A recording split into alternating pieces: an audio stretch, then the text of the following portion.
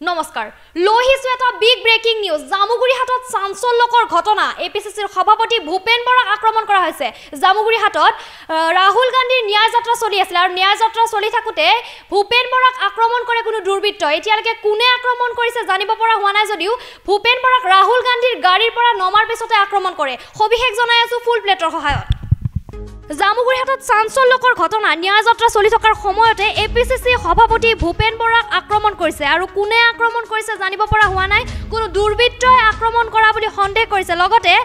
বিজেপিৰ কৰ্মীৰ আক্ৰমণৰ অভিযোগ উত্থাপন হৈছে ভূপেন বৰাক আক্ৰমণ কৰা বিজেপি কৰ্মী আক্ৰমণ কৰা বুলি অভিযোগ উত্থাপন হৈছে পুনৰবাৰ জনাইছো জামুগুৰি হাটত চাঞ্চল্যকৰ ঘটনা ন্যায় যাত্ৰা চলি থকাৰ সময়তে এপিসিসিৰ সভাপতিক আক্ৰমণ এপিসিসিৰ সভাপতি ভূপেন বৰাক আক্ৰমণ কৰিছে কোনো দুৰ্বৃত্তই আৰু ৰাহুল গান্ধীৰ গাড়ীৰ পৰা নমাৰ পিছতে এই আক্ৰমণ কৰে কোনো দুৰ্বৃত্তই বিজেপি কৰ্মীৰ বিৰুদ্ধে গুৰুতৰ অভিযোগ উত্থাপন হৈছে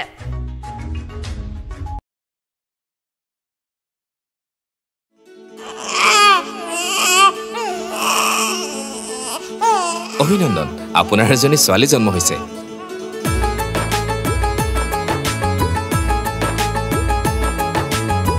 লাহি পাহি এজনী পৰি